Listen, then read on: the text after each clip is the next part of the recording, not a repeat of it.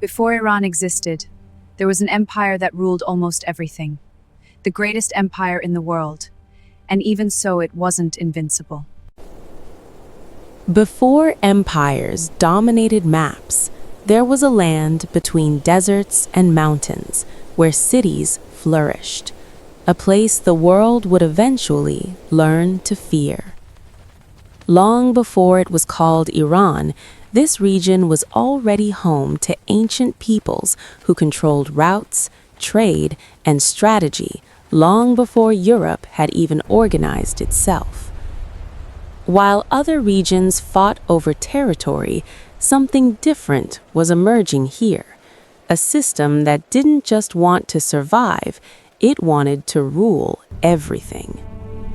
Then a name appears that would change history: Cyrus, better known as Cyrus the Great. Cyrus didn't begin with an empire. He began with a revolt against the Medes, a people who ruled the region, and he won. But instead of destroying everything, Cyrus did something unusual for the time. He preserved cultures, respected religions, and integrated peoples into his rule. While other conquerors crushed territories, Cyrus governed them, and that made his empire far more stable and far more dangerous. This is how the Achaemenid Persian Empire was born, an empire that would quickly begin to absorb surrounding lands. In just a few years, the Persians controlled regions across Central Asia, the Middle East, and parts of South Asia. Rapid and calculated expansion. But the real leap would come with another name: Darius. Darius expanded the empire even further. He built roads, administrative systems, and an organization that made the empire function with remarkable efficiency. The famous Royal Road connected distant regions, allowing fast communication, something essential when you govern half the known world. The Persian Empire became an administrative machine.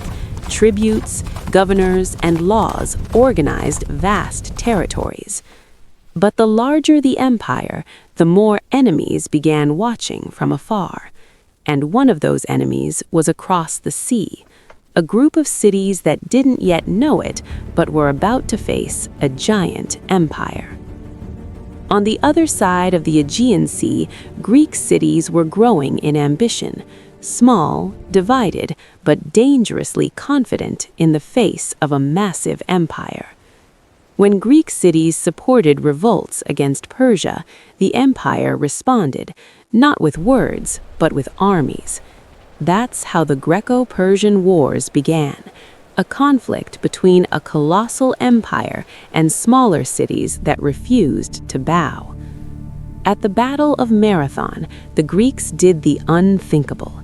They defeated Persian forces, proving the empire was not invincible. But the Persian response would be bigger, much bigger. Under Xerxes, the empire prepared an invasion on an almost unimaginable scale.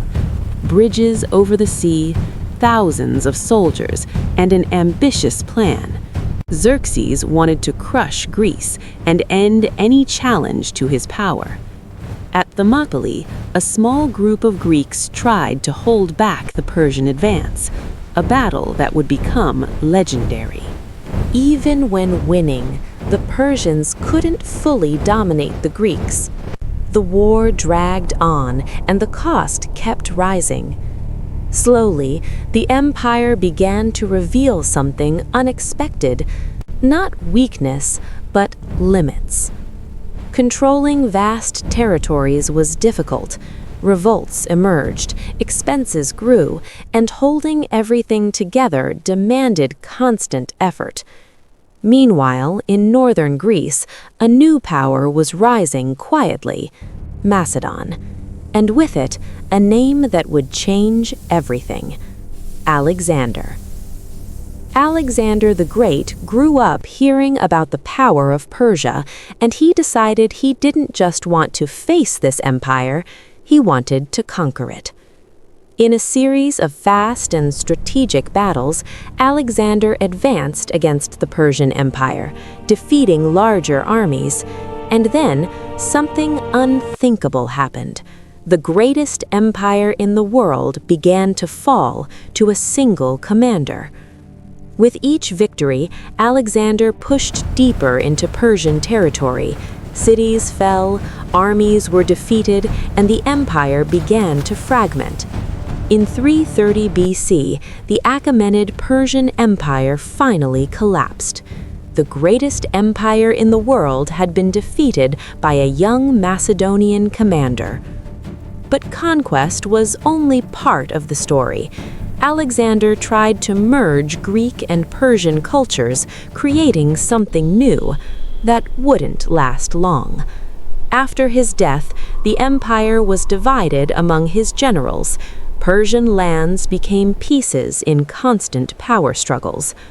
Over time, new powers emerged, among them the Parthians, who rebuilt a strong empire in the region. The Parthians ruled for centuries, even resisting the expansion of Rome, a delicate balance between two giants. Then came the Sassanids, an even more centralized empire, reviving Persian traditions while confronting Rome and later Byzantium. During this period, the region established itself as one of the most important political and cultural centers of the ancient world. But a new force was rising in the desert, a movement that would completely change the region's destiny. With the Islamic expansion in the 7th century, the Sassanid Empire fell. The region was absorbed into a new political and religious system. Persian culture did not disappear. It adapted, influenced the Islamic world, and continued shaping identity, language, and tradition. Over time, local dynasties regained power. Persian identity resurfaced, now blended with new cultural elements. Centuries later, this territory would officially become known as Iran, an ancient name reclaimed in a modern world. Iran carried the legacy of empires, conquests, and transformations, a history too vast to fit within a single map. Because what began as an empire that sought to rule everything still influences the world, even under a different name. The empire fell, but its story still lives on. If you want to keep traveling through time with me, subscribe and come along for the next story.